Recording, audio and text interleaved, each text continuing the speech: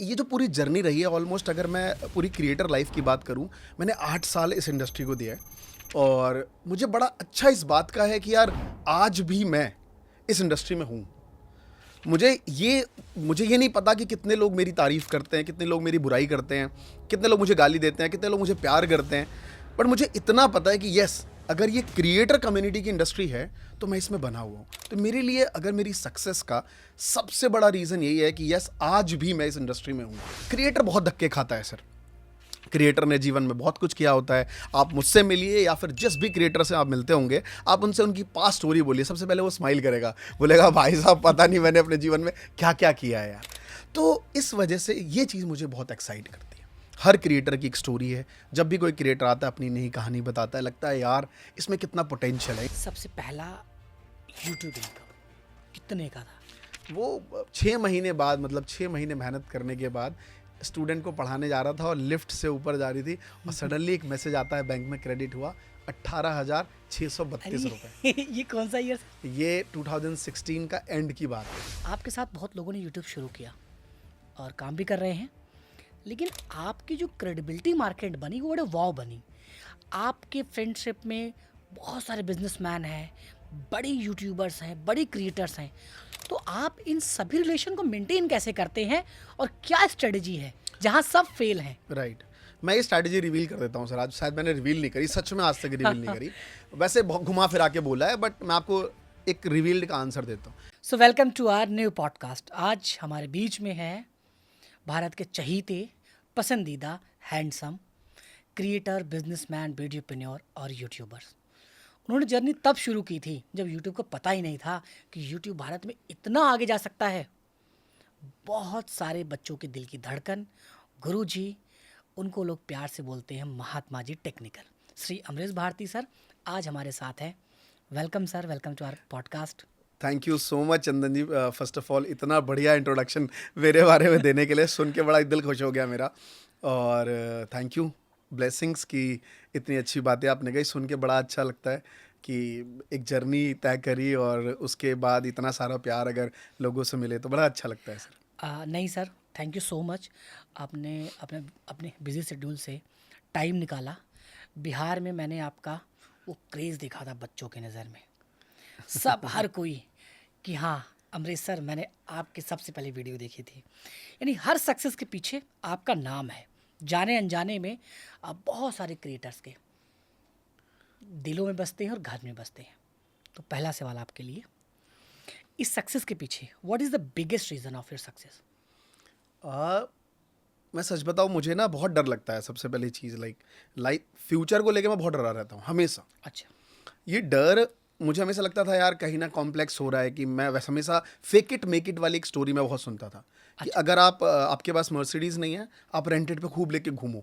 मेरे जो दोस्त यार हैं वो जनरली ऐसा करते हैं कि खूब घूमो आप, एक दिन आएगा जब आप उसी चीज़ को करते करते आपके पास पैसा आ जाएगा, सदा आप मर्सिडीज़ ले पाओगे। Law of attraction. Law of attraction kind of कह लीजिए, मतलब वो एक अलग चीज़ हो गई। मैं आपको बता रहा हूँ, फेक इट मेक इट वाली एक स्टोरी है।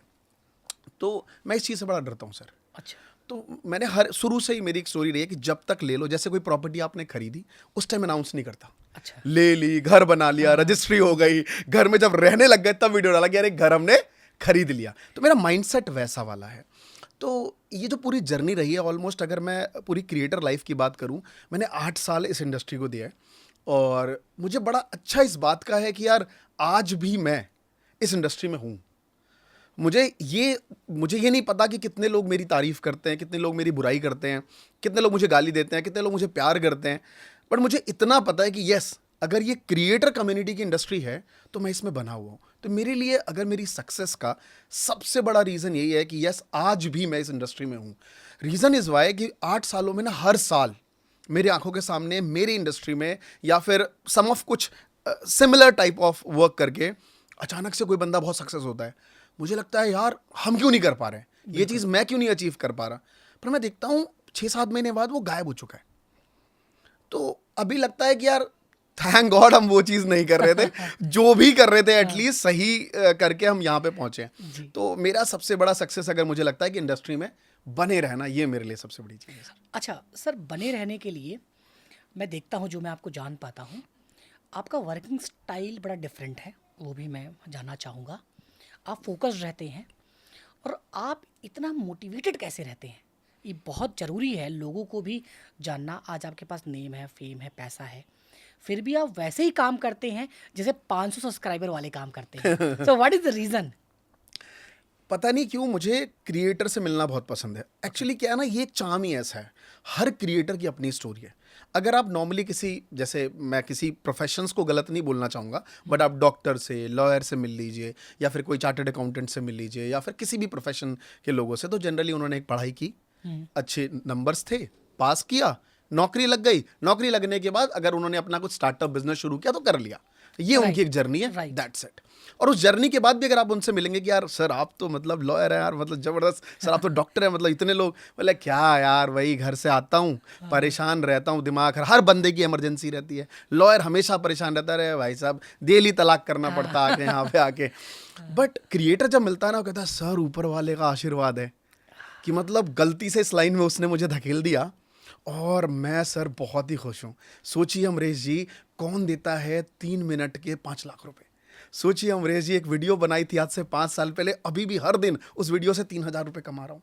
तो ये सब सुन के ना बड़ा एक्साइटमेंट होता है, हर दिन नई नई चीज़ सुनता हूँ। कोई कहता है सर 3 सेकंड के एक ब्रांड ने मुझे 2 लाख रुपए दे दिया, तो ये नई चीज़ सुनने को मिलती है। कोई कहता है सर अचानक से एक ब्रांड को फ़ोन किया, बाहर का ब्रांड था सर, मैं मेल वेल पे बात कभी करना आया नहीं, उसने बोला कि कितना पैसा चाहिए, तो मैंने कहा 10,000 दे देगा तो ठीक है, मैंने इधर से 10,000 लिखा, उन्होंने कहा sir okay done, will send you, वो डॉलर लिख के भेज दिया।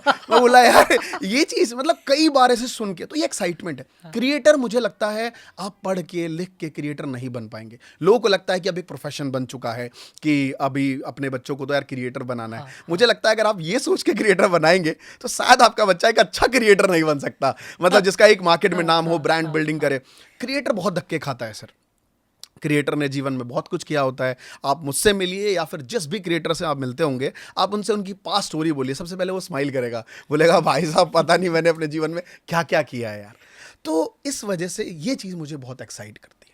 हर क्रिएटर की एक स्टोरी है, जब भी कोई क्रिएटर आता है अपनी नई कहानी बताता है, लगता है यार इसमें कितना पोटेंशियल है। इनफैक्ट हर प्रोफेशन में अगर आप देखें, बहुत सारे निश हैं, जैसे एक आजकल बहुत पॉपुलर निश है एस्ट्रोलॉजी का।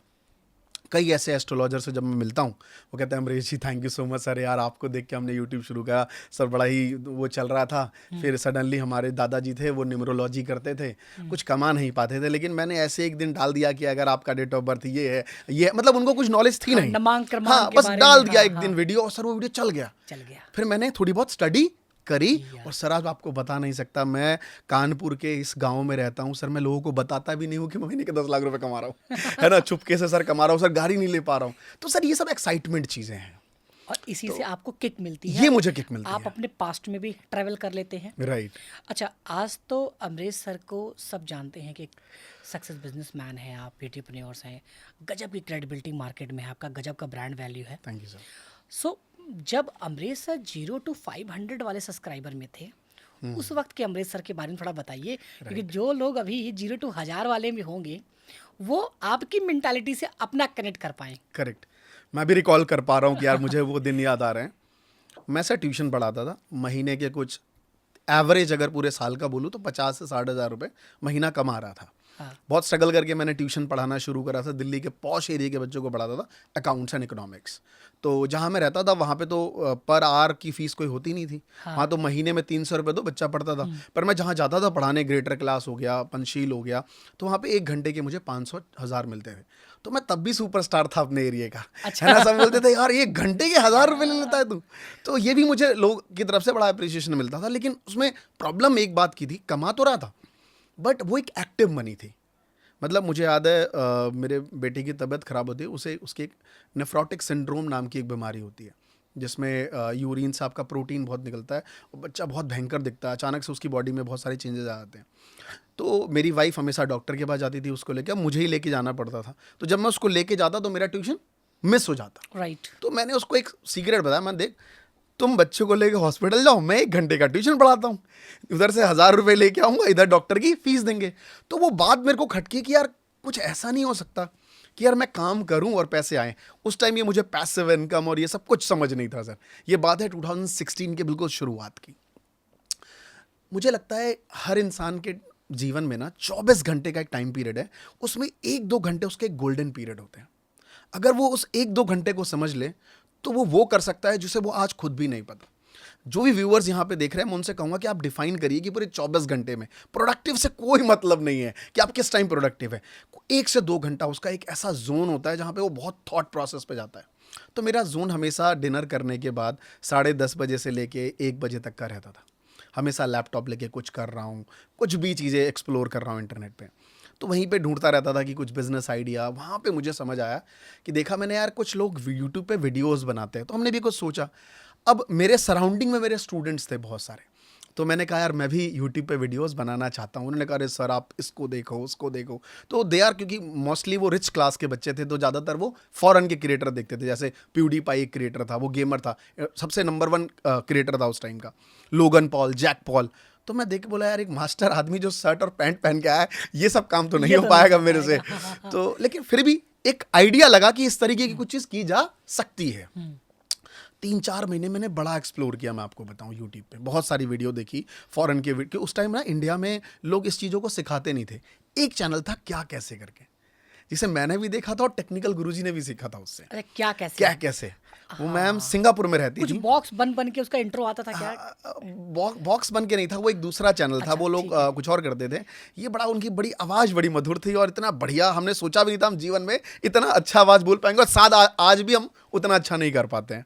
तो उन्होंने दिखाया अपना सोशल ब्लेड खोल के कि देखो मेरे इतने सब्सक्राइबर हैं, मैं महीने के 18,000 रुपये कमा रही हूँ, और ये मेरे यूट्यूब के वीडियो से आते हैं। एक दिन आएगा जब मेरा भी ऑफिस होगा और आज मैं वीडियो ना भी बनाऊँ तो भी पैसे आएंगे। तो मुझे कि यार ये काम तो मुझे भी करना चाहिए। उन्होंने वहाँ से मुझे काफ़ी कुछ आइडिया मिला कि यूट्यूब पे वीडियोस बनाने के पैसे मिलते हैं। उस टाइम ये मोनेटाइजेशन पॉलिसी नहीं थी, 1,000 सब्सक्राइबर 4,000 घंटे, ये सब पॉलिसी नहीं थी। आप वीडियो बनाइए, आपका चैनल मोनेटाइज रहेगा। तो मैं बड़ा देखने लग गया वीडियोस, क्या करूं। मेरी वाइफ ने और मेरे फादर ने बड़ा सपोर्ट किया सर, क्योंकि एक चांस मैंने खुद से लिया था और प्रूव किया था, वो था ट्यूशन। यानी 16 में आपकी शादी हो चुकी थी? शादी तो सर मेरी 2008 में हुई, जब मैं 17 साल का था। अरे वाह। 2008 में जब मैं 17 साल का था, मेरी माताजी का देहांत हो गया था उस टाइम। तो फादर ने कहा कि यार मैं शादी नहीं कर सकता, मेरी 2 बड़ी बेटियां हैं, मेरा बेटा ही करेगा। तो मैंने शादी कर ली। वैसे घर वाले कहते हैं कि इसका मन था, मन तो मेरा बहुत कुछ था उस टाइम, बुलेट लेने का था, घूमने का था, शादी का ही मन क्यों करा दिया, ठीक है। लेकिन आज लगता है जो भी कुछ हूँ उन्हीं सब चीज़ों की वजह से हूँ। सब डॉट्स है जीवन के। राइट। सो मेरे फादर ने और मेरी वाइफ ने सपोर्ट इसलिए किया क्योंकि जब बात ट्यूशन पढ़ाने की आई थी तो सबको लगता था ये कोई प्रोफेशन तो है नहीं। ससुराल वाले फ़ोन करके कहते थे अमरीश जी 12वीं आपने कर ली, अब क्या करेंगे? तो मैं बोलता ट्यूशन पढ़ा रहा हूँ। ट्यूशन के बाद क्या करेंगे? मैं बोला ट्यूशन ही पढ़ाऊँगा। तो मेरे को दिल में बड़ा दुखता भी था, बट वो एक रहता है लाइक रिलेटिव्स और उन सब चीज़ों का। बट मैंने ट्यूशन पढ़ा के अगर 50 से 60,000 अर्निंग करने लग गया तो मेरे फादर को लगा यार जो ये सोच हाँ, रहा है बच्चा वो कर कर लेगा लेता कुछ, है। हाँ। तो मैंने उनको बताया यार यूट्यूब पे लोगों को गिफ्ट आते हैं यार, बॉक्सिंग मिलती है, फ़ोन आता है, टीवी आता है, और कहता है रख लो आप। तो फादर ने भी सपोर्ट किया, मेरी वाइफ ने बड़ा इंसिस्ट किया कि आपको करना चाहिए। तो समझ नहीं आ रहा था क्या करें क्या करें। एक दिन दिवाली के दिन मेरी वाइफ ने कहा यार बनाओ यार वीडियो, एक वीडियो बनाओ। बड़ा मुश्किल से बहुत ही वाहियात वीडियो मैंने बनाई। फोन कौन सा था? फ़ोन मेरे पास एक सैमसंग का फ़ोन था, तकरीबन 15-16 हज़ार रुपए का। हाँ। हमने उससे वॉइस ओवर करा, नमस्कार दोस्तों मेरा नाम है अमरीश, स्वागत है आपका। अच्छा, मतलब वीडियो नहीं, ऑडियो बनाया? ऑडियो बनाया, क्योंकि वीडियो बनाने के लिए मेरे पास तो इतनी सुंदर वॉल भी नहीं थी उस टाइम, एक दीवार नहीं थी जो खाली हो। आप लोग देख रहे हैं ना, आपकी भी जर्नी कहीं न कहीं ऐसी रही होगी, तो घबराइए मत। स्टार्स वहीं से निकलते हैं जहाँ स्ट्रॉन्ग स्ट्रगल हो। क्यों सर? Right right. ठीक है, तो आपने ऑडियो बनाया? मतलब ऑडियो इसलिए बनाया क्योंकि कोई वॉल ही नहीं थी वीडियो बनाने के लिए। तो बहुत ही बुरे हाल थे, और इनफैक्ट जगह ही था, हमारा 1 BHK फ्लैट था। मेरा एक बेटा हो रखा था और एक बेटी भी हो गई थी। तो दिन में तो हो ही नहीं पाता था बिकॉज बच्चे शोर कर रहे होते थे। तो एक रात का समय मिलता था, और रात में भी क्या तब जब, क्योंकि मैंने क्रिएटर्स देखे, संदीप माहेश्वरी सर, तो इस तरीके के कंटेंट क्रिएटर देखे, मुझे लगा चलो यार मोटिवेशनल वीडियो बनाते हैं, मास्टर आदमी यही कर ही सकता है, स्टूडेंट को मोटिवेट करते हैं। अब मोटिवेशन कहते हैं ना, कुर्बत में मोटिवेशन नहीं होता। शाहरुख खान ने कहा था एक बार कि बिना पॉकेट में पैसा नहीं है तो आप मोटिवेट करोगे, आपको खुद मजा नहीं आएगा लोगों को मोटिवेट करने वो में। कनेक्ट नहीं कर पाओगे आप। राइट। तो पैसे कम थे, बाहर पापा बैठे हैं, जैसे ही आपने माइक लिया तो उनका कंप्लेन आता था कि साला बाथरूम का लाइट किसने ऑन किया बे, अभी तक ऑन है। तो वहाँ पे ना इरिटेट हो जाता था मैं बहुत ज़्यादा। अब उस इरिटेशन में आप मोटिवेशन नहीं कर सकते। तो मैं कई दिनों तक वीडियो नहीं बना पाया। एक दिन था, मेरे फादर रात को नहीं आए थे, मेरी वाइफ ने कहा आज अच्छा है एकदम बना लो, आज जगह भी है क्योंकि बाहर खाली जगह है। मैंने ज़मीन में ही माइक रखा और फ़ोन लगा के लैपटॉप में, और मैंने एक वीडियो बनाई। वैसे उससे पहले मैंने 25-30 वीडियो कभी घूमने की, कभी जाने की हाँ, बनाई। मतलब आप चेक कर रहे थे कभी ये वीडियो कभी वो ये उस वीडियो, टाइम हाँ निश हाँ पता नहीं था हाँ कि निश हाँ क्या हाँ होता है, क्या हो इससे बेनिफिट क्या होगा, कुछ नहीं पता था। हमने एक स्टूडेंट के ऊपर वीडियो बनाई कि स्टूडेंट किस तरीके से एग्जामिनेशन में पढ़ सकते हैं, और जो मैं बच्चों को मोटिवेट करता था मैंने वहाँ भी वो वीडियो बना दी। वो वीडियो सर धीरे धीरे चलना शुरू हो गई, 10 वीडियो, 20 वीडियो। तो पहले ना 100 सब्सक्राइबर होने का एक बहुत बड़ा माइलस्टोन होता था। मतलब आज 1000 पे लोग खुश होते हैं, पहले 100 हो गया तो लोग वीडियोस बनाते थे कि थैंक यू सो मच, आप सब की वजह से मेरे हाँ 100 हाँ सब्सक्राइबर हो गए। हाँ। तो 500 तो दूर की बात थी, 100 का बड़ा क्रेज था। जैसे ही मेरे 100 हुए कि मैंने पहले ही वीडियो बना रखा था, मैंने लाइव कर दिया। अच्छा, बना के हाँ, रखे बना थे। के कि एक दो बचा हुआ था तो मैंने लाइव कर समझ दिया कि गया। थैंक यू सो मच, आप सबकी वजह से मैंने किया। कभी माइक ऑन नहीं रहता, अगर जिस दिन मेरे चैनल पे 1 लाख सब्सक्राइबर हो जाएंगे बड़ा सा पार्टी करेंगे, ये है वो है कूप। जैसे ही लाइव किया कि 2-3 बंदों ने अनसब्सक्राइब कर दिया है ना। अच्छा। अब चैनल पे वीडियो जा चुकी है अरे और बाप रे। सब्सक्राइबर है 97। 90 से। बहुत टेंशन में, सारे अकाउंट से सब्सक्राइब कर लिया, बचा भी नहीं कोई अपना अकाउंट। तो एक बड़ी अच्छा, जद्दोजहद थी मतलब मुझे आप लगता है। भी करते थे कि सब्सक्राइब 2-4 ईमेल आईडी से हाँ, कर अरे ले? आप क्या, मतलब हम तो बहुत करते थे। अच्छा। हमने तो जितने भी घर के अकाउंट थे 4-5 फेक अकाउंट बना के सबसे सब्सक्राइब करके, मतलब वो सारे गंदे काम जो आजकल के क्रिएटर कर रहे हैं वो सब मैं करके आ चुका हूँ। अच्छा, ये करना चाहिए या नहीं करना चाहिए? आप ये बता सब ना, दीजिए। ये सब माइंडसेट है, ये सब देखिए, ये सब स्टोरी है। स्टार्टिंग में हाँ, ये सब होना करना ही चाहिए, करना अगर ही नहीं चाहिए। करोगे तो कहानियां कैसे लिख पाओगे, है ना। आज मैं आपके सामने शेयर कर पा रहा हूँ कि मैंने कुछ चीज करी है।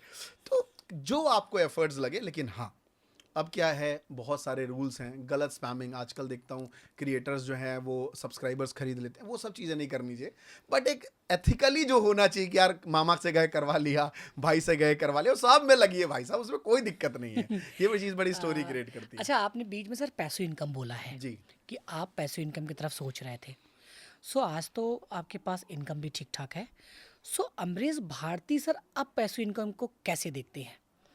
ट्रेडिंग में कितना इन्वेस्ट करते हैं, कैसे इन्वेस्ट करते हैं, आप अपने पैसों का प्लानिंग कैसे करते हैं? क्योंकि ये भी बहुत सब्जेक्टिव मैटर है, लोग नहीं कर पाते हैं। राइट।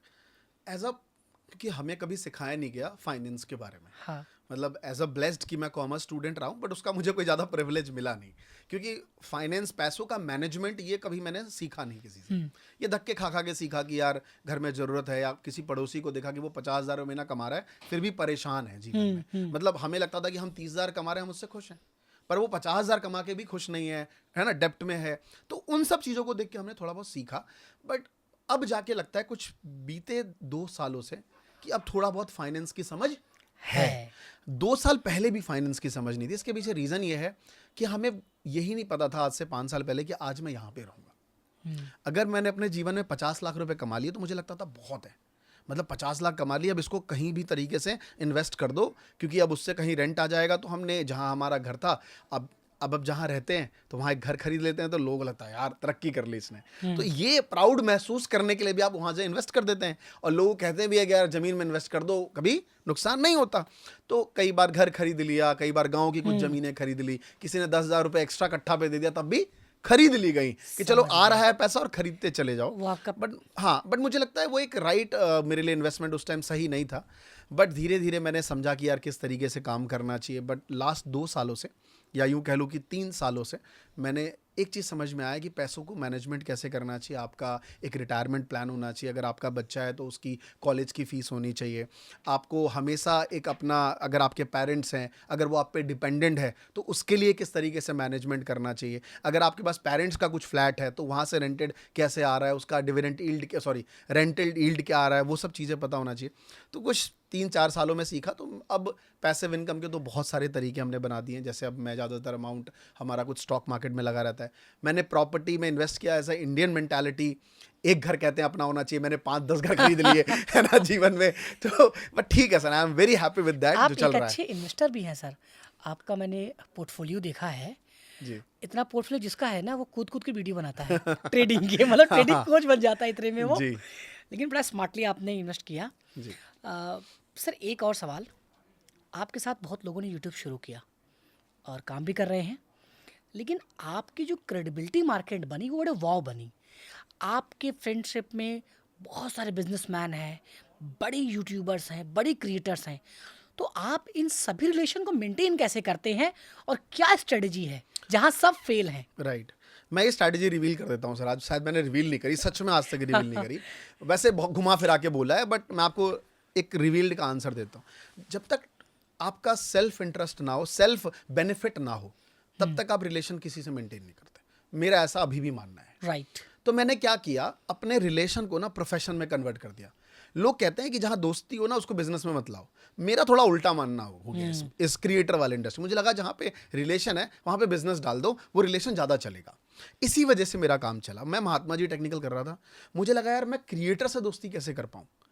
तो मैंने कहा क्यों ना, क्योंकि मैंने उस टाइम देखा है क्रिएटर इकोनॉमी बूम हो रही थी, सबके पास मोबाइल फ़ोन है लेकिन हर कोई वीडियोस बना के पैसे नहीं कमा रहा है। सो मैंने उसके इर्द गिर्द चीज़ें कनेक्ट कर ली। जब मुझे लगा कि क्या करना चाहिए तो मैंने वी मेक क्रिएटर्स, मेरा बहुत प्लान्ड चैनल था ये कि यहाँ पे क्रिएटर्स रिलेटेड ही हेल्प की जाएगी। तो पीछे 5 सालों से हमने क्रिएटर के लिए काम किया we make creators YouTube channel पे। हमने उनके लिए इवेंट्स करा, हमने सिर्फ वीडियो ही बना के सीमित नहीं रह गए। मेरा हमेशा मानना है अगर आप किसी पेड़ को लगाते हो तो उसकी टहनियाँ निकलनी चाहिए। तो मैंने सिर्फ ये नहीं कि आप अपना चैनल कैसे ग्रो करेंगे, निश डिसाइड करेंगे, ये तो मैं बैठे बैठे 500 वीडियो बना सकता हूँ, लेकिन इसके अलावा क्रिएटर्स को क्या हेल्प चाहिए। तो मैंने देखा कि यार क्रिएटर्स को नेटवर्किंग हमेशा बहुत अच्छा लगता है कि क्रिएटर आपस में मिले, क्योंकि यूट्यूब इतने इवेंट्स कहाँ ही करा पाता है। तो हमने काफ़ी इवेंट्स कराए जहाँ पे क्रिएटर आपस में कनेक्ट हो क्रिएटर पाए। कार्निवाल जैसे कराया जी आपने बहुत सारे। हाँ। जी, हमने क्रिएटर कार्निवल कराया, उससे पहले हमने क्रिएटर समिट कराया, उससे पहले हमने क्रिएटर कम्यून कराया। हमने बहुत सारे ऐसे इवेंट्स कराए जहाँ पे क्रिएटर्स आए, इन नॉट इवन पुराने, नए नए क्रिएटर्स को हमने चांस दिया जो पुराने क्रिएटर से मिल पाते थे, क्योंकि मेल पे वो एक दूसरे का रिप्लाई नहीं करते थे। उसके बाद हमने देखा कि क्रिएटर्स को हमेशा इक्विपमेंट्स की ज़रूरत होती है, तो हमने इस रिलेटेड भी काम शुरू करा कि उनको मिले, जिस वजह से हम उनसे कनेक्ट हो पाएँ। तो कहीं न कहीं मैंने अपने रिलेशन को प्रोफ़ेशन में कन्वर्ट किया और उस प्रोफ़ेशन को बड़ा अच्छे से मेंटेन किया, जिससे मेरा रिलेशन हमेशा बना रहे। तो टच वुड अगर आप कह रहे हैं तो ज़रूर, क्योंकि आप भी काफ़ी क्रिएटर से कनेक्टेड हैं और जब आपने सुना होगा तो मुझे इस बात का अच्छा लग रहा है कि कुछ क्रिएटर्स मेरे बारे में अच्छा बोल रहे हैं, तो ये मेरे लिए यही मेरा एसेट है और यही मेरी ब्लेसिंग्स है जो मैं कर बिल्कुल पा रहा सर। हूँ। सो अमरीश सर अपने शेड्यूल को कैसे मैनेज करते हैं? क्या टूल यूज़ करते हैं?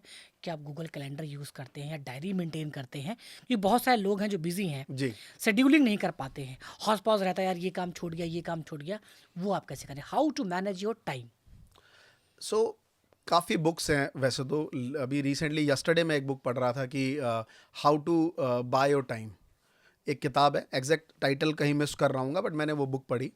तो उसमें ना बहुत सारे फ्रेमवर्क्स हैं। पहला फ्रेमवर्क ये है कि हम सबको पता होता है हम टाइम कहाँ बर्बाद कर रहे हैं, बस उसको हम नोट डाउन नहीं करते।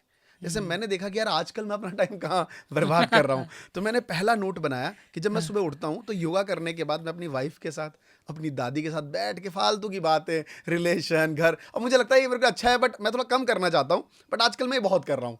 तुम्हारे यहाँ क्या चल रहा है, दादी की, बस रैंडम टॉक, जिस वजह से मेरा 1 डेढ़ घंटा वहाँ जाता है। मैं ऑफिस थोड़ा लेट पहुँचता हूँ, तो मैंने नोट किया कि चलो अगर ऑफिस वर्क ज़्यादा करना है तो इस टाइम को थोड़ा कम करना पड़ेगा। दूसरा, मैं और लोगों को एडवाइस करूंगा कि अपना डे जरूर प्लान करिए। जस्ट एक दिन पहले रात को 15 मिनट दीजिए। लोग 5 मिनट में लिख लेते हैं फटाफट फटाफट, क्या करना है ना। आप क्या करिए, टाइम टेबल मत बनाइए। मैंने जीवन में अपनी पढ़ाई में इतना टाइम टेबल बनाया कि मेरे फादर ने कहा बेटा जितना तूने टाइम टेबल बनाने में कितने समय मायूस दिया बन जाते है, हैं। अगर तू पढ़ाई करने में देता 10-15% मार्क्स बढ़ जाते, है ना। मैंने बहुत टाइम टेबल, इनफैक्ट एक बार तो ये पकड़ा गया था कि गाँव जाऊंगा तो कौन सी टी शर्ट कब पहनूंगा, पापा ने पकड़ लिया सामने ही टाइम टेबल बनाते हुए। तो मैंने टाइम टेबल बड़ा बनाता हूँ अपने जीवन में। तो मुझे लगता है आप बस नेक्स्ट डे का प्लान करिए कि मुझे नेक्स्ट डे क्या क्या करना है, important task ABC, eat that frog, Brian Tracy की किताब है, उसमें ABC करके एक टास्क होता है कि सबसे प्रायोरिटी वर्क को A में रखिए, उसके बाद जो प्रायोरिटीज हैं उसको B में, और जो डेलीगेट कर सकते हैं उसको C में रखिए। अच्छा। हाँ, तो इस तरीके से अगर आप अपना टाइम फ्रेम रखेंगे तो मुझे लगता है नेक्स्ट डे क्या क्या वर्क है आप कर पाएंगे। दूसरा ये है कि आप मैं जैसा आपने पूछा एक डायरी रखता हूँ, एक पेन है, कुछ इंपॉर्टेंट है तो लिख लिया। अदरवाइज मैं थोड़ा सा ना डिजिटल शिफ्ट हो गया हूँ, गूगल कीप यूज़ करता हूँ।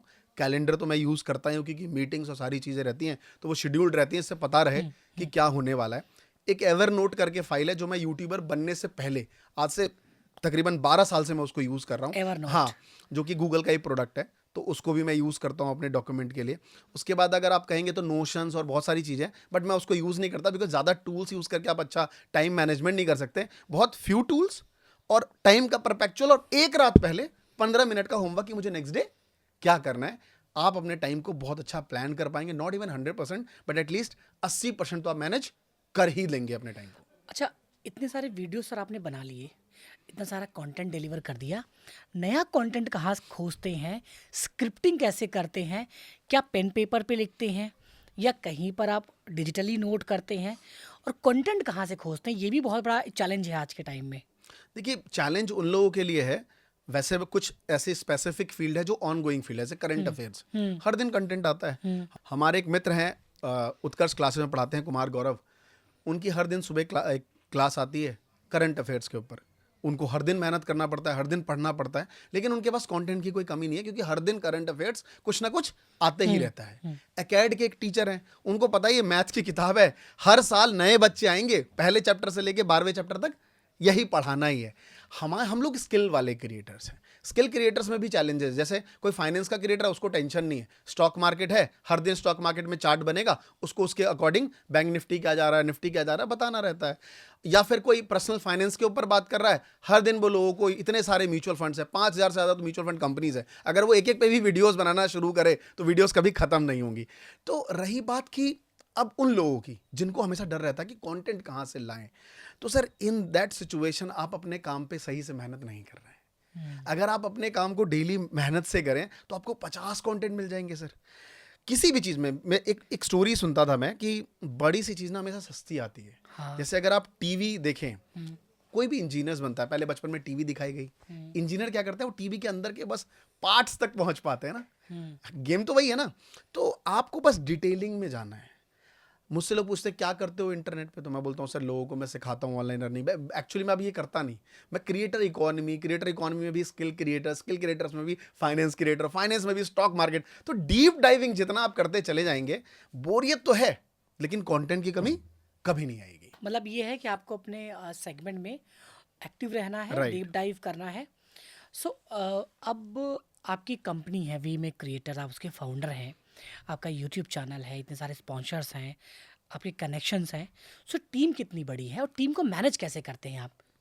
अ, मैं पहले, क्योंकि जैसे आपकी एज बढ़ती है आप बहुत सारी चीज़ें थॉट सोचने लगते हो कि यार जीवन में मटेरियलिस्टिक चीज़ों से दूर होना है, ये सब होना है। हाँ। तो अब मैं थोड़ा उस जोन में हूँ हाँ, कि मेरे को लगता है कि सिंगल काम करते हैं, इस तरीके से काम करते हैं, बट ऐसा कभी हो नहीं पाया। हाँ। लास्ट 6 सालों से मैंने ऑफिस जब से बिल्ड किया, पहली बार एक लोगों से शुरुआत करी, वो एडिटर, उसको सही से सैलरी भी नहीं, मतलब रो पीट के डिस्काउंट करके उससे काम कराता था, भाग गया वो, फिर दूसरा रखा। तो इस तरीके से शुरुआत करी एक एडिटर से। लास्ट ईयर तक हमारे ऑफिस में टोटल 30 लोग काम करते थे। अभी धीरे धीरे हमने उसको बहुत सेग्रीगेट किया है। हमारा बिजनेस ग्रो हुआ है बट टीम वाइज साइज हमने कम करा। मेरा ऐसा मानना है कि क्रिएटर इकोनॉमी में ज़्यादा टीम रखने से आप ज़्यादा ग्रो नहीं कर पाएंगे, कम टीम से भी आप ज़्यादा ग्रो कर सकते हैं। मतलब माइंडसेट ये नहीं होना चाहिए कि हाँ। ज्यादा बड़ी टीम मतलब ज्यादा ग्रोथ, अच्छा ऐसा मैन नहीं पावर है। हो, अच्छा यस, मैन पावर। तो फिर हमने टीम को बहुत साइज किया। हमारे जो अच्छे अच्छे टीम में हमारे लोग हैं, ऑलमोस्ट अभी कुछ 20 लोगों की टीम है हमारे ऑफिस में, काफ़ी पुराने लोग उसमें से भी हैं। तो हम लोग मिलके, और ये हमारा स्किल वाला सेगमेंट है, क्रिएटर लाइक इकोनॉमी वाला सेगमेंट है, और भी 2-3 बिजनेसेस जो हम करते हैं रिलेटेड टू क्रिएटर्स, इस सेगमेंट पे हम काम कर रहे हैं। बढ़िया चल तो रहा है सर। जितने भी लोग हैं जो अभी जी। नया नया सक्सेस हुए हैं या खुमार बन रहा है, सो उनको कब टीम हायर करना चाहिए और क्या चीज़ उनको आउटसोर्स करना चाहिए, क्या चीज़ इन हाउस करना चाहिए? सबसे पहली चीज़ कि पैसा जिस दिन आने लगे तो उस पैसे से टीम हायर करना शुरू कर दीजिए, क्योंकि वो आपका टाइम सेव करता है। इकोनॉमिक्स में ना एक प्रोडक्शन का एक चैप्टर हुआ करता था, 3 phase: increase at a increasing rate, okay. Increase at a diminishing rate, और increase at a like flat, जहां से आपका डाउनफॉल शुरू हो जाता है। तो उसे कहते हैं falling rate. Increase at a increasing rate मतलब जब आप अकेले होते हैं ना और आप एक एडिटर रख लेते हैं तो आपको लगता है यार काम बहुत तेजी से हो रहा है, क्योंकि आपका एडिटिंग का पूरा समय बच बच चुका गया होता है। हाँ। आप एक एडिटर के बाद एक थंबनेलर रख लेते हो तो आपको और भी समय बच जाएगा। तो वो इनिशियल स्टेज होता है कि एक बंदा रखा इतना काम हुआ, 2 रखा तो उससे भी ज्यादा काम हुआ। तो मुझे ऐसा लगता है इनिशियल स्टेज में जब आपके पास पैसा आने लगे तो रेदर देन उसे एफडी कराना, क्योंकि 2 टाइप के लोग होते हैं, एक तो खूब अय्याशवाज होते हैं, खूब खुला खर्च कर रहे हैं, गाड़ी वाड़ी ले लिया। एक होते हैं कि भैया एफडी करो, पैसा, मम्मी कहती है कि बेटा पैसा भी कमा रहा है, कल आए ना आए। तो दोनों ही लोग गलत हैं। शुरू में आप थोड़ा टीम पे इन्वेस्ट करिए, जिससे आपका समय बचेगा, आप ज़्यादा थॉट प्रोसेस कर पाओगे अपने अंदर, जिससे आप अपने आप को एक्सप्लोर कर पाओगे। Definitely in a longer term आप पैसा बना पाओगे। मैं आपको ऑनेस्टली बताता हूँ सर, पहले हमारा एक 1 BHK ऑफिस था, तब तक मुझे सिर्फ क्रिएटर यूट्यूब पे ही देखते थे। आज से 4 साल पहले जब हमने ऑफिस बनाया था कोई ऑफलाइन बिजनेस करने के लिए, लेकिन वो वहाँ पे क्रिएटर्स आना शुरू हो गए। और दोस्ती यारी बनने लगे, वो एक अलग ही बिजनेस डेवलप हो गया। तो कोई भी चीज़ क्रिएटर के लिए ख़राब नहीं होती। जनरली लोग बाहर से आते कहते सर एक माइक आपका पड़ा हुआ है बहुत दिनों से कभी यूज़ ही नहीं करते, बट क्रिएटर को पता है बेटा इसी माइक से करोड़ रुपए बना चुका हूँ, है ना। बट वो बता नहीं पाता उसको, समझ तो गए। ये रियलिटी है, तो इस तरीके से करना चाहिए। सो एक चीज़ और सर, आपका नेम है, फेम है, शेड्यूल है, सब कुछ है। ये मैं वही सवाल पूछ रहा हूँ जो हर एक क्रिएटर जानना समझना चाहता है कि एक सक्सेसफुल क्रिएटर इन चीज़ों को कैसे मैनेज करता है। How to manage your personal professional time. क्या मैम जिद नहीं करती हैं कि घूमने बहुत दिन हो गया? क्या बच्चे जिद नहीं करते हैं? उनको कैसे आप मैनेज करते हैं, क्योंकि जो कर रहे हैं आप उन्हीं करियर के लिए कर रहे हैं। हाँ, मतलब बच्चों के लिए तो माफ़ी चाहूँगा, शायद वो आज अभी छोटे हैं, शायद ये वीडियो ना देखें, बट 10 साल बाद देखेंगे तो वो मेरी माफ़ी का एक्सेप्ट करेंगे कि शायद मैं बच्चों को घुमाने के लिए उतना टाइम नहीं दे पाता। घर में भरपूर टाइम है, अच्छा। क्योंकि यूजुअली मैं सुबह लेट आता हूँ, हाँ। सैटरडे संडे भी सुबह हूँ, घर ऑफिस पास में है तो दोपहर में भी लंच कर रहा हूँ, रात को भी 8 बजे आता हूँ तो 11 बजे तक हम लोग इधर उधर करते रहते हैं आपस में। हाँ, मैं बाहर घुमाने नहीं ले जाता, इसके पीछे कहीं ना कहीं मेरा खुद का अपना एक पास्ट रहा है। जैसे कभी घूमने नहीं गए, हम दिल्ली में रहे तो पापा कभी दिल्ली में ये मॉल ले गए घुमाने के लिए, या कभी इंडिया गेट ले गए, इस तरीके से गए। बट आजकल के बच्चों को अलग अलग चाहिए, पापा बाहर चलते हैं, दिल्ली से बाहर चलते हैं, दुबई चलते हैं यहाँ, तो वो चीज़ हो नहीं पाती।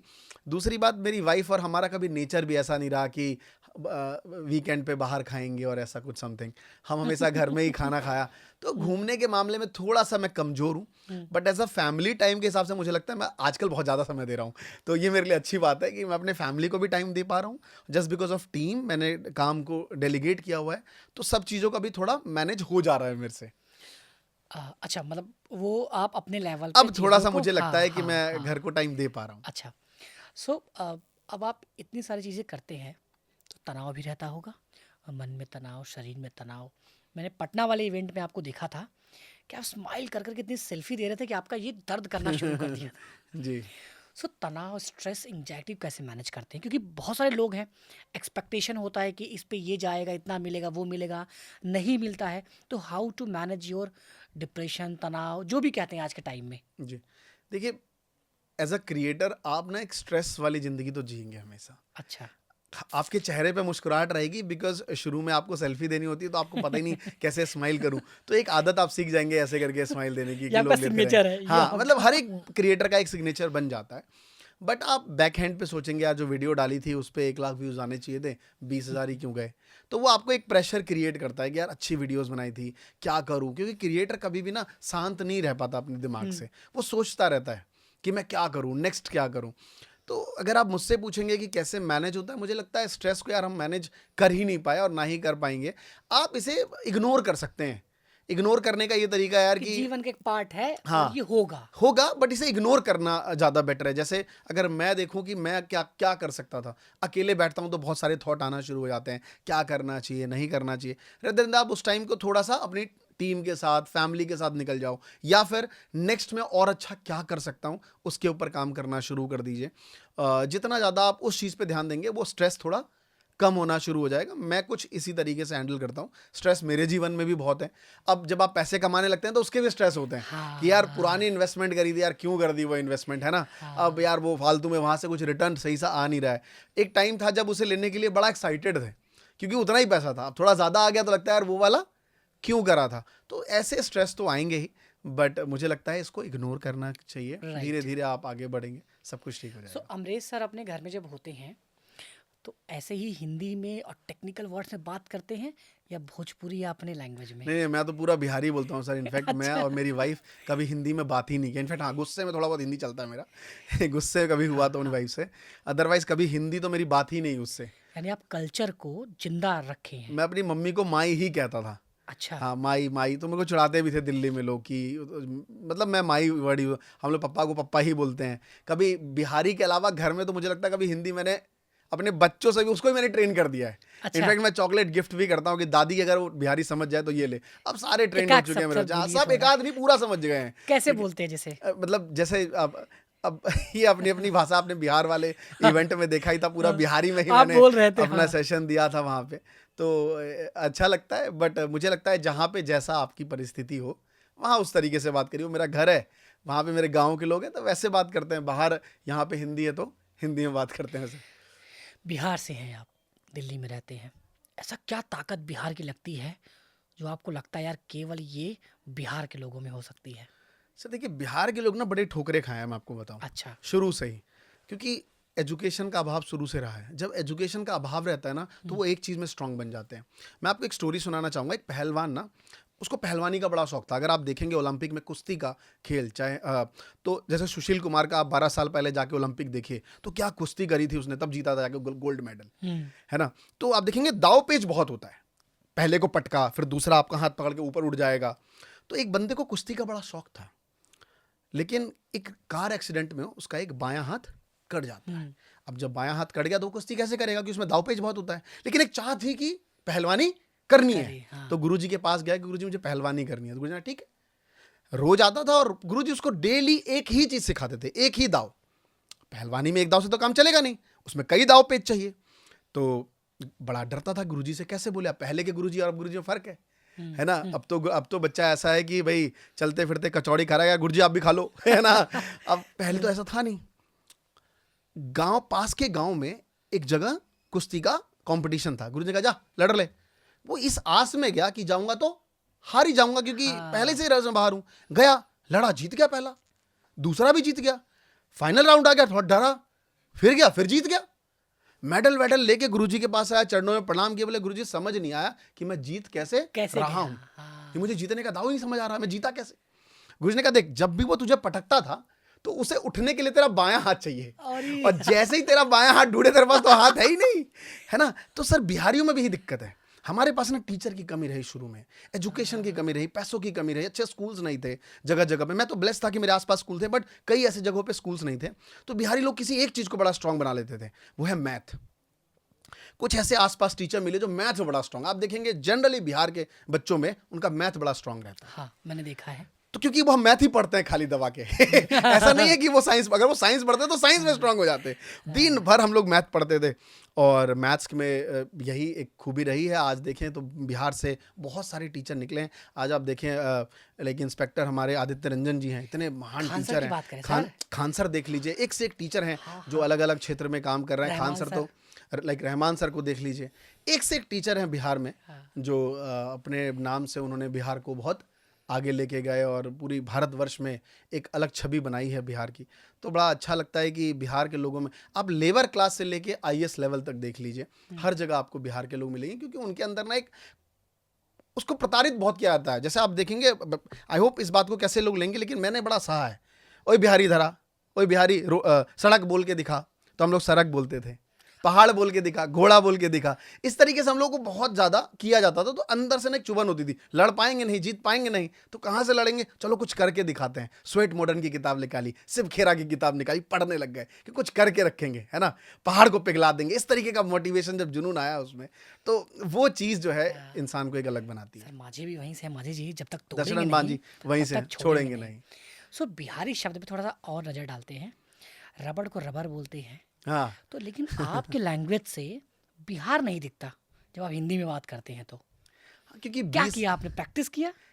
मतलब 20 साल हो गए दिल्ली में रहते हुए, तो कई बार क्या है, एक बिहेवियर भी होता है, जिसके साथ रहने लग गया उसकी भाषा मैं हमेशा अडॉप्ट करने लग गया। तो दिल्ली में आसपास दोस्त सर्कल ऐसे बन गए। मेरा सर्कल बड़ा रहता था, मतलब 3-4 टाइप के सर्कल होते थे। एक पढ़ाकू बच्चों का अलग, एक बदमाश बच्चों का अलग, एक क्रिकेट वालों का अलग, एक गली में है ना थोड़ा स्टाइलिश बन के घूमने वाले दोस्तों का अलग। हर एक सर्कल से मैं जुड़ा रहता था एनी टाइम।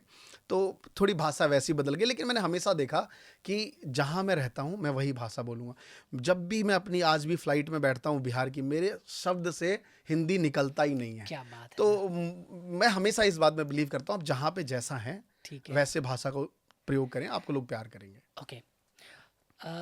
एक सर, बहुत बातें होती हैं कभी कभी आपके कोर्स को लेके। जी, हमेशा से हर एक क्रिएटर पे अपवाद रहा है कोर्स को लेके, कोर्स सेलिंग कर रहे हैं पैसे के लिए। मैंने बहुत सारे कोर्सेज खरीदे हैं, जी, मेरे बहुत सारे कोर्सेज आज मेरे बिजनेस में, वही आज कोर्स मैं इनकैश कर पाता हूँ क्योंकि वैलिडेट होता है मेरे थॉट्स। सो आपको क्या लगता है कि किस टाइप के लोगों को कोर्स बनाना चाहिए और किस टाइप लोगों को देखना चाहिए, परचेज करना चाहिए? उसको इन्वेस्टमेंट है या वो एक्सपेंस है? सबसे पहली चीज़, थोड़ा इसको ब्रॉडर पिक्चर में समझते हैं। अगर आपने कोर्स की बात करी है, सबसे पहली चीज़ कि सामने वालों को इन्फ्लुएंस किस बात पे वो कोर्स खरीद रहा है ये मैटर करता है। ओके, ठीक है। अगर मैं मर्सिडीज पे जाके अपनी डिफेंडर दिखा के या कोई भी गाड़ी दिखा के अगर आपको इन्फ्लुएंस करता हूँ कि कुछ चीज़ें मेरी खरीद लीजिए, वो गलत है। अगर मैं बार बार आप वहाँ पे कह रहा हूँ कि मैं एक स्किल सिखा रहा हूँ जिसे सीखने के बाद अगर आप वीडियो एडिटिंग सीख लें या कंटेंट राइटिंग सीख लें या कैमरे पे बोलना सीख लें, जिससे आप शायद क्रिएटर बने ना बने, आपको एक जॉब मिल सकती है पूरे भारतवर्ष में, क्योंकि स्किल की डिमांड है। तो मुझे लगता है अगर कोई टीचर, मैं कोई भी इंसान अगर आपको इस तरीके से कहता है तो इसमें कोई गलत बात नहीं है। दूसरी बात, ये तो डिजिटल वर्ल्ड में हम एक्सेस कर पाते हैं इसकी वीडियो। अगर आप इसको ऑफलाइन में देखें तो मैंने अपने जीवन में कोई फ्री की क्लासेस नहीं ले पाया आज तक। एक स्कूल ही था मेरा, गवर्नमेंट स्कूल, जहाँ पे हम फ्री में पढ़ते थे। उसके बाद भी हम कहाँ जाते थे? ट्यूशन पढ़ने जाते थे। और हमारी नजरों में ट्यूशन टीचर की ज्यादा वैल्यू थी रेदर देन उस स्कूल वाले टीचर की। अब वो क्या था मुझे नहीं पता, कौन बेस्ट है मैं नहीं जानता, क्योंकि बेस्ट वो स्कूल का टीचर अपने वो, तभी तो उसकी गवर्नमेंट जॉब लगी थी। तो मुझे नहीं पता क्या है। बट लोग क्या है, डिजिटल आते हैं तो लोग सोचते हैं यूट्यूब पे सब कुछ सिखा दें। ये पॉसिबल नहीं है हर एक के लिए। इसको आपको सीखना पड़ेगा खान सर से। खान सर ने भले अपने सब्जेक्ट की फीस बहुत नॉमिनल रखी, लेकिन उन्होंने फीस रखी है। आपको सुपर 30 से बहुत बड़ा लेसन मिला खान सर को और सभी बड़े टीचरों को कि फ्री करोगे, एक दिन आप जब आपके पास खुद को दिक्कत हो जाएगी तब आप उस लायक भी नहीं बचोगे जो आप कर सकते हो। और बहुत चीज़ लोगों ने सीखी है। तो मुझे लगता है हमने कभी इस तरीके से कोई इंड्यूस नहीं किया। इसी वजह से हम 6 सालों से कोर्स इंडस्ट्री में हैं और हमने बहुत सारे लोगों को सिखाया। आज हम भारतवर्ष में कहीं भी जाते हैं तो लोग कहते हैं सर हम आपके यूट्यूब के सब्सक्राइबर नहीं, हम आपके कोर्स की वीडियोस देख के हम यहाँ पे हैं। चाहे मैं किर्लोस्कर चला गया साउथ साइड में या फिर मैं कहीं भी भारत के किसी कोने में जाऊं तो बड़ा अच्छा लगता है। तो हमने कभी इस तरीके से कोई इंड्यूस नहीं किया चीज़ों को आपका मैंने बेचने के लिए। एसीओ वाला वो कोर्स मैंने देखा था, उसमें एसीओ वाले पार्ट को कुछ आपने हैक्स ऐसे बताए थे जो कि मैंने अपनी इनिशियल वीडियोस में टैग्स निकाल निकाल के जी। कहाँ कहाँ से निकलते हैं, कैसे सर्च में जाता है, ब्राउज में जाता है। सो मैंने किया और उसका रिजल्ट भी मिला। थैंक यू जी। सो मुझे लगता है कि जब आप डीप डाइव करते हो, देखो उस कोर्स की वैल्यू तो कुछ भी नहीं ना आपकी क्रेडिबिलिटी फीस के पीछे। पूरी जर्नी, पूरा ब्लूप्रिंट दे दिया आपने। जी। सो ब्लूप्रिंट को छोटे पैसे से मिल रहा है, लोगों को लेके एक चीज़ भी सीख लिया सर ना, पैसा वसूल है। ओके, अब थोड़ा सा आते हैं थोड़ा रैपिड फायर पे। जी। सर आपको देख के ये तो लगता है कि आपका बचपन बड़ा शरारती रहा होगा, हाँ जी। मतलब क्रिएटिव आदमी है ना। हाँ।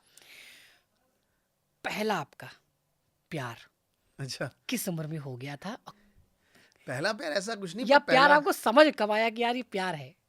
पहला मैं जब सोच पा रहा हूँ, मतलब ऐसा कुछ याद नहीं है पहला, बट मुझे याद है पहला प्यार मुझे मेरी वाइफ से ही हुआ। ओके। हम दोनों एक रिलेटिव्स ही हैं आपस में, तो हम लोग बचपन से ही जानते हैं। तो लड़ाइयाँ भी उन्हीं से हुई। पहले बड़ा शरारती थे, लड़ाई झगड़े बहुत करते थे, बट कहीं ना कहीं मुझे लगता है, जहाँ तक मेरा थॉट जाता है, पहला प्यार मेरी वाइफ से ही मुझे हुआ जब हम लोग कुछ 8वीं 9वीं क्लास में थे। वो प्यार क्या, वो एक शायद खेल कूद का माहौल था जीवन का, तो वाइफ ही रही मेरी। पहले डेटिंग में सजे संवरे थे आप, फेयर हैंडसम वगैरह लगा मैं बहुत ही गंदा दिखता था। अच्छा, पाउडर वगैरह नहीं है ऐसे ही? बहुत ही गंदा दिखता था मैं। और जब मेरी पहली वीडियो भी है वो भी बहुत बेकार है, तो लोगों को ये समझना चाहिए। आज भी मैं, आई डोंट नो मैं कैसा दिखता हूँ, बट शुरू में तो मैं बहुत ही वाहियात दिखता था अपने जीवन में। तो मुझे लगता है पैसे आपकी चमक जरूर बढ़ाता है, ये तो रियलिटी है जीवन में।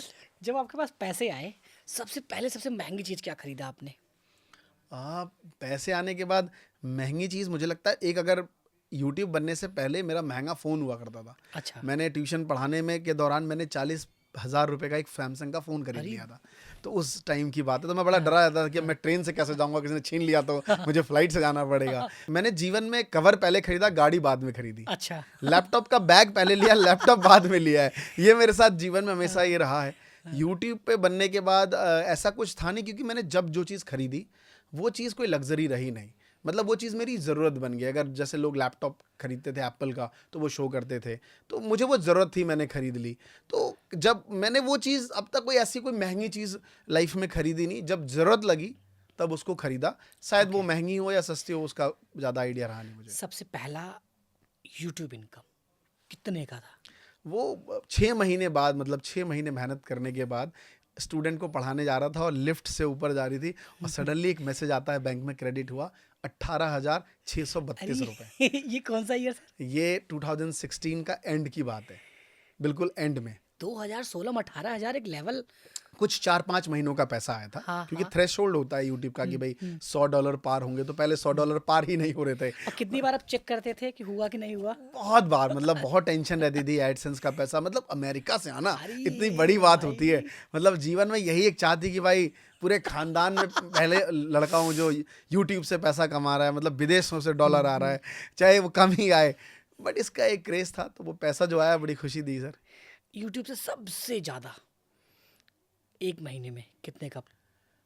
मेरा चैनल खैर अब धीरे धीरे हमने फाइनेंस पे शिफ्ट किया, बट ऑलमोस्ट कुछ 7-7.5 लाख किसी मंथ में आए होंगे चैनल से, तो वो सबसे हाईएस्ट मेरे चैनल की अर्निंग है। ओके। अभी अमृतसर की सबसे लग्जरियस चीज़ जिसको आपने रिसेंटली बाय किया है? बाय किया, बाय में मैं आपको कई बार मैंने बोला कि बाय करने के लिए मुझे लग्जरी चीज़ों का इतना शौक है, बट जो चीज़ शौक होती है वो उस टाइम नहीं मिलती, प्रॉब्लम यही है। हाँ। एक शेर भी है कि भाई बचपन में वो गांव के मेले में हर चीज़ खरीदना चाहता था, लेकिन उस टाइम उसका मोल नहीं दे पाया, लेकिन आज चाहूँ तो शायद वो पूरा मेला खरीद लूँ, फिर भी उसका वो वो feel नहीं है। तो आज जो चीज़ खरीद सकता हूँ उसके लिए शायद मेरे पास पैसे ना हो, और जब होते हैं तब उसकी कोई कीमत समझ नहीं आती। पर मेरे पास लगता है अब राइट नाउ मेरी सबसे लग्जरी चीज़, मेरे 2 बच्चे हैं, मेरी फैमिली है, तो वो मुझे लगता है अगर यही मेरे जीवन में कुछ अच्छा हो जाए मेरे साथ, तो यार मेरे लिए सबसे बेस्ट है। पिताजी को पहला गिफ्ट सबसे महंगा? महंगे गिफ्ट की उनको आदत है नहीं, अच्छा, वैसे। बट शायद मैंने उनको घड़ी दी होगी, अच्छा। तो वही शायद। बट कभी वो इस चीज़ का उनको भी शौक है नहीं। खैर उन्हीं से हमने सीखा कि बेल्ट एक होना चाहिए, पर्स एक होना चाहिए, जूते एक होने चाहिए। अच्छा। ये हमने कभी, हमें ये लगा ही नहीं कि 2 होने चाहिए। एक में कभी गरीबी का एहसास नहीं हो, क्योंकि हमें लगा एक ही होने चाहिए, और जो 2 ओके। खरीद रहा है वो फालतू के पैसे बर्बाद करता है, माँ बाप का आवारा बच्चा है। तो हमने सीखा वहीं से, तो उनको भी इस तरीके का कभी शौक है नहीं इन चीज़ों का। आपके रिलेशन, घर, परिवार हर जगह लेके कोई एक पर्सन जो आज तक समझ ही नहीं पा रहा है कि आप पैसे कमा कैसे रहे हो? बहुत लोग अच्छा। एक नहीं, खैर बहुत लोग। खैर यूट्यूब पे वीडियो चली गई है, और मैं लोगों को बता भी यूट्यूब से रिलेटेड रहा हूँ, तो शायद लोगों को थोड़ा बहुत आइडिया हो गया है कि चलो यूट्यूब से इस तरीके से पैसे बनाते हैं। बट बहुत सारे लोग हैं जो बहुत सारा सवाल पूछते हैं कि ये जो टीम है आपके ऑफिस में, ये करती क्या है? करती क्या? मतलब कैसे, मतलब क्या है? तो कई बार मैं और भी उनको ऐसे समझाना, पूछते हाँ हैं। वो क्या, मतलब क्या करती है? जैसे आपने वीडियो बना दिया, अब अब क्या? ये क्यों, इतने लोग की क्या जरूरत है? तो कई बार मैं समझा भी नहीं पाता उन लोगों को, कई बार कोशिश करता हूँ मैं इन चीज़ों को बताने का, बट बहुत से लोग हैं जो यूट्यूब से लोग कैसे पैसे बना रहे हैं उनको समझ नहीं आता। इसी वजह से बहुत फ्यू पीपल इस इंडस्ट्री में हैं, और अभी भी लोगों को लगता है कि हम लोगों को लगता है कि बहुत क्रिएटर आ गए हैं, बट बहुत ही, आप सोचो ना सर, कम कमा पा रहे हैं। बिजनेस कोचिंग अगर आप देखिए 140-45 करोड़ की आबादी में सिर्फ 10-12 बिजनेस कोच चाहिए। अभी तो बहुत सारे बिजनेस कोच आना चाहिए, बहुत और नए-नए तरीके के आने वाले आने हैं। चाहिए।